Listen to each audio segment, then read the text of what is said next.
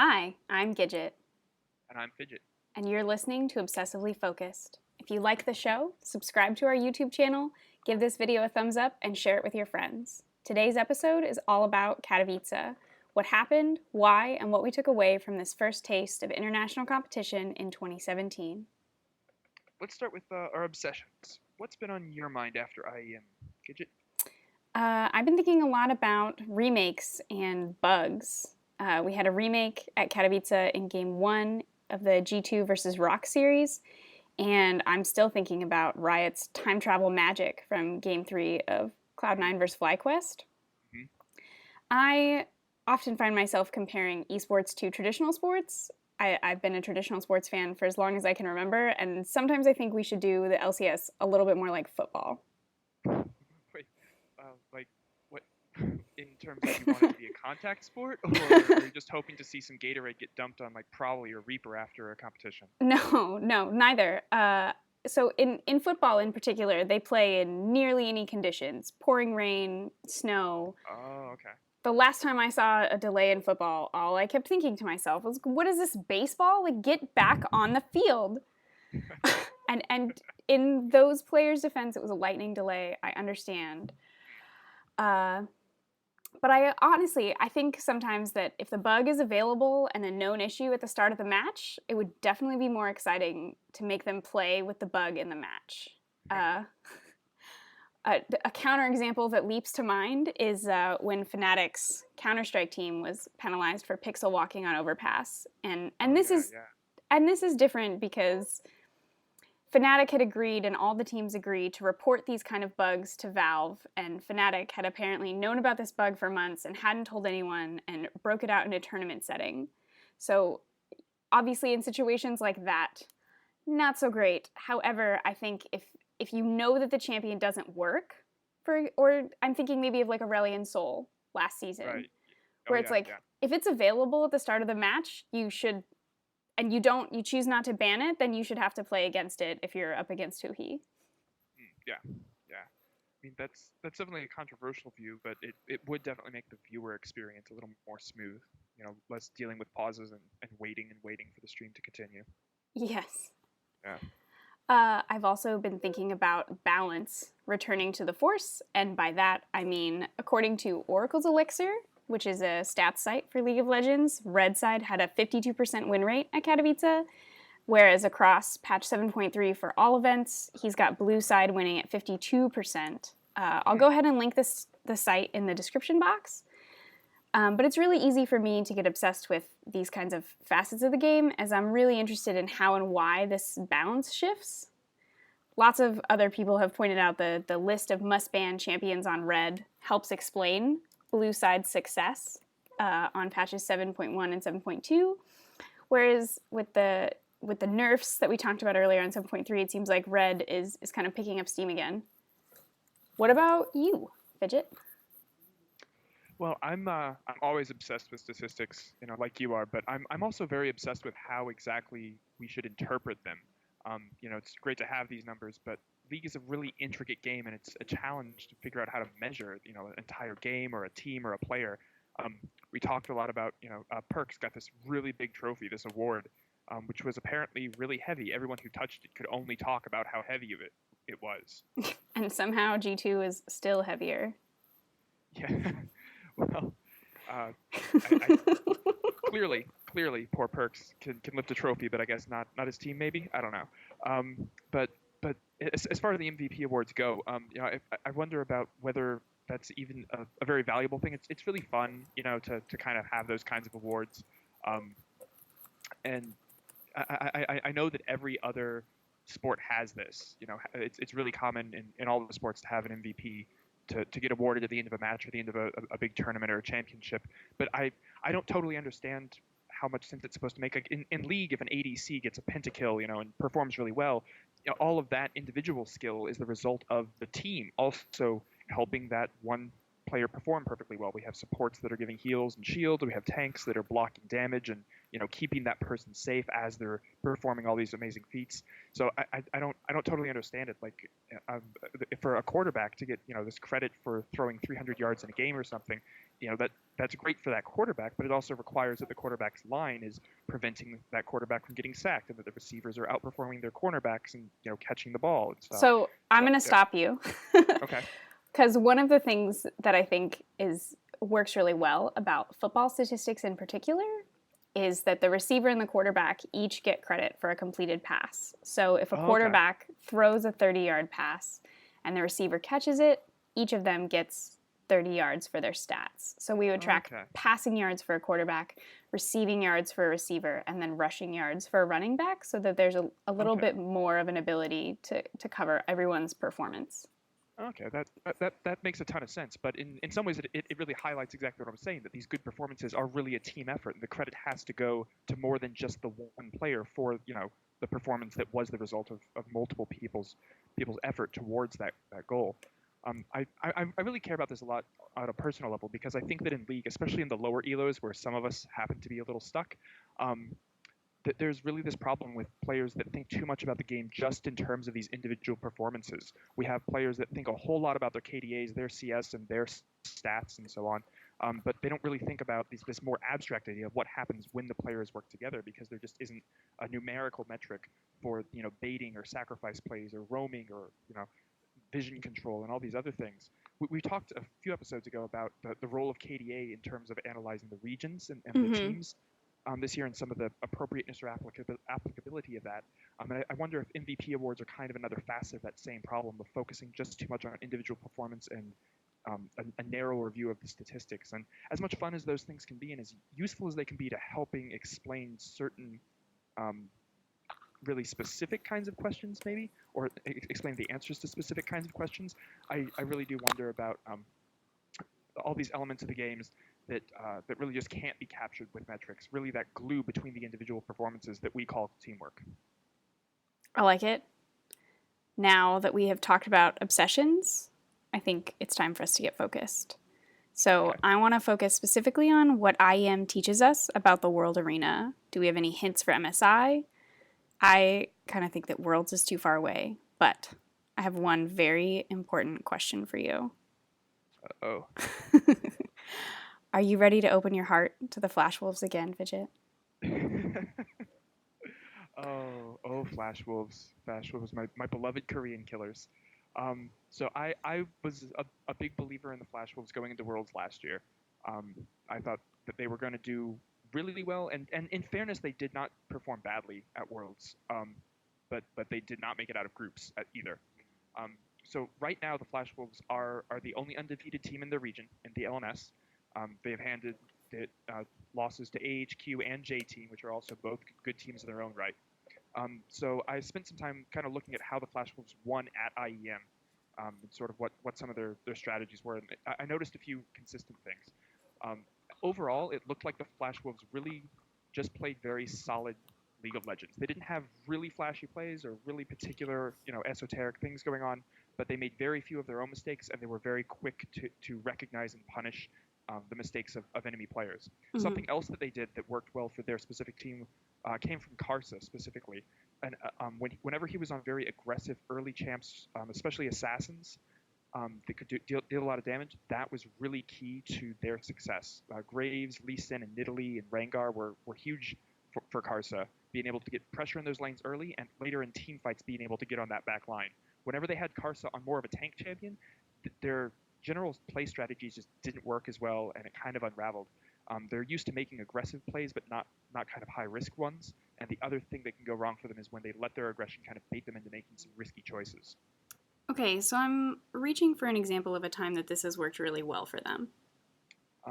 So actually, Flash Wolves and Unicorns of Love actually played against each other at the Oakland IEM finals. A good example, the fifth game of that was actually a good example of this playstyle unraveling, because that was a time that they had Karsa on kind of a tank bruiser. He played Olaf at the end of that, and he didn't have that ability as a fighter assassin to kind of get to that back line and create pressure. And that combined with some great hooks from Unicorns of Love playing Thresh um, Hmm. really unraveled things. They weren't able to kind of snowball and keep up that consistent pressure that they were used to, and that ultimately let UOL win that tournament. But in general, they tend to just play, like I said, very solid, fundamental League of Legends.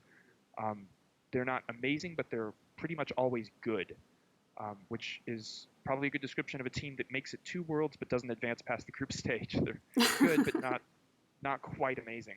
Um, but they, you know, don't really push the limit. Like I said, they don't take these high risk ones. What we see with a lot of the really top teams, the teams that do make it, to quarterfinals and semifinals at Worlds, those are the teams that are willing to take these fights and go down to the last hit point and walk away with 4 or 5 HP and build leads off of that kind of really razor's edge sort of play, which we just don't see as much from the Flash Wolves pushing to that level.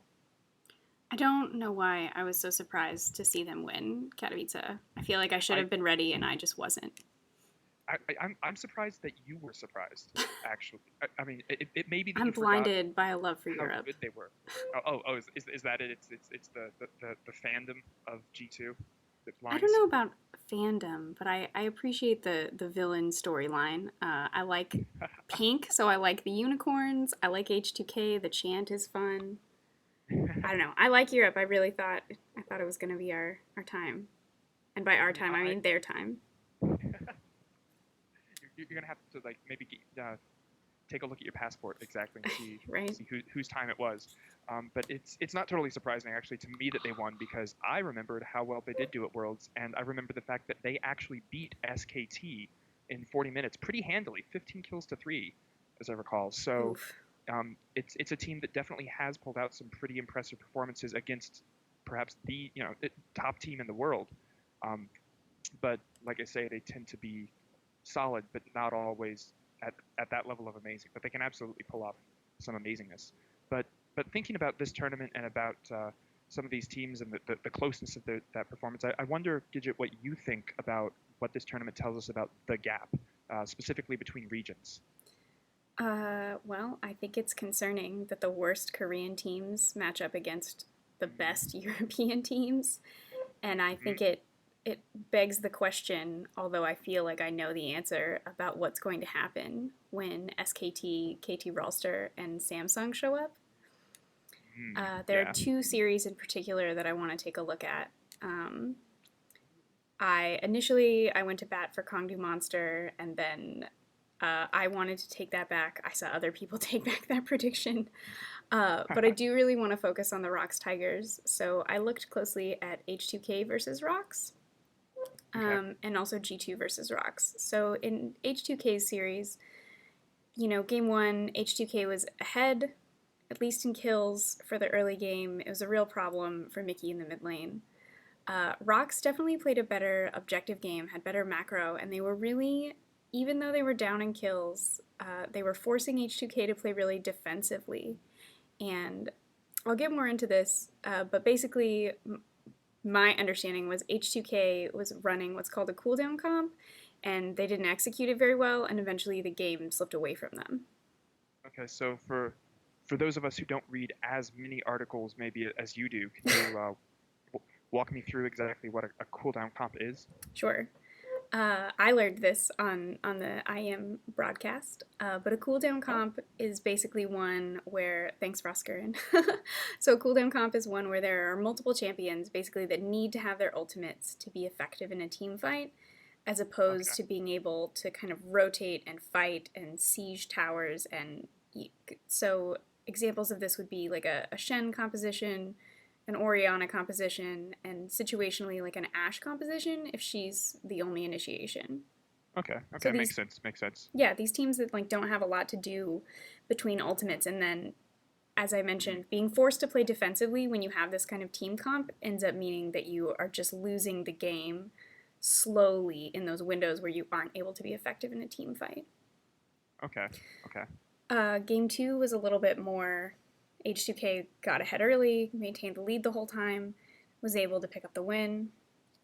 And then the third match, I don't know what happened. H2K missed a ban, and then walked in to tank the Infernal Drake before 10 minutes.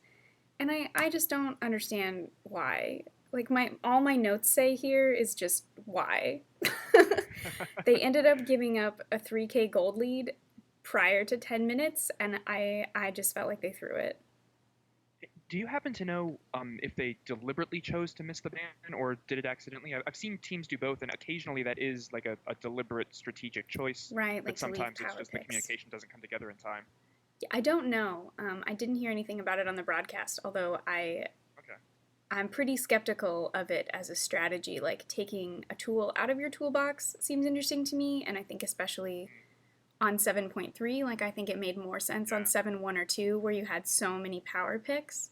But I feel like with much more champ diversity, it just doesn't make sense to skip one. Yeah. And then G2 versus Rocks. As I mentioned earlier, we had the remake in Game 1. In the second time they played Game 1, Rocks picks up the lead, wins Game 1. Game 2 was a much better showing from G2. And then the third game, G2 at one point was down 10k gold and still managed to win the game. And I found that very heartening. You know, I think Europe is definitely getting better. I think the 2-0 by the Flash Wolves in the finals has a lot to do with the Flash Wolf style that you mentioned earlier. And I think that the big weakness in Europe right now is the mid to late game decision making. So this tanking the Infernal Drake prior to 10 minutes. These mid and late game decisions that are just they're just getting made very poorly. And so I think that this showing was much improved over the last time we saw Europe on the international stage, but obviously just not quite enough. Yeah. So given how close the regions are getting to one another and how there is still kind of room for improvement, I really have to question some of the decisions that got made in North America, specifically about how some of the qualifying teams like Cloud9 just decided not to go and not to participate. And we've seen that before. That's a decision that you kind of have to make since IEM is sort of its separate tournament circuit, from what Riot runs. Mm-hmm. So there's a fair bit of thinking that the organizations have to do about, what they want to participate in. But I really question that decision. And I'm obviously not privy to all of the details, but from the information that I have, I think it was absolutely 100% the wrong decision. I think that every team should be trying to play as much as is feasibly possible, and especially they should be jumping at every single opportunity they have to play on international stages against teams from other regions. And I think it's even more true for the top teams within a region because they aren't getting as much of a challenge from the other teams that they're just kind of beating every week. I think that lack of experience hurts the teams that don't choose to avail themselves of that opportunity. Yeah, I definitely thought the lesson of, G2's performance at MSI last year is that taking time off doesn't make you better. Yeah. I saw a lot of tweets and social media posts from NA players talking about being bored or discussing what they were doing with their time off, and I was blown away by it. I feel like if you're bored, you should be playing League of Legends. It's your job, especially, right? Right. It reminds me of that. Do you remember that annoying rhyme? If you've got time to lean, you've got time to clean. I've heard that as a teenager. Yeah. Yeah. I also saw a tweet earlier this week from Lorlo tweeting about having 3 scrim blocks a day this week. And again, why? Why not last week when there were no matches over the weekend? Yeah. It seems like an interesting decision to make. And again, because they're scrim blocks, it's more than one team involved in that. Everyone is right. agreeing to give people the weekend off to not play and then work extra hard the week before matches. So I'm really hoping that we see huge strides from NA teams after this decision to skip. And I hope that there was a lot going on behind the scenes that we don't know about, which obviously there almost certainly was, even if it wasn't practice. Yeah, that's true. All right. I think that's all for this week. We would love to get some comments. Please leave me a comment about how Fidget is wrong about everything. And maybe even give the video a thumbs up because I'm right about everything. And if you haven't already, go ahead and subscribe for more of that flawless analysis from Giget and Figit. See you in the comments section. Bye! Bye!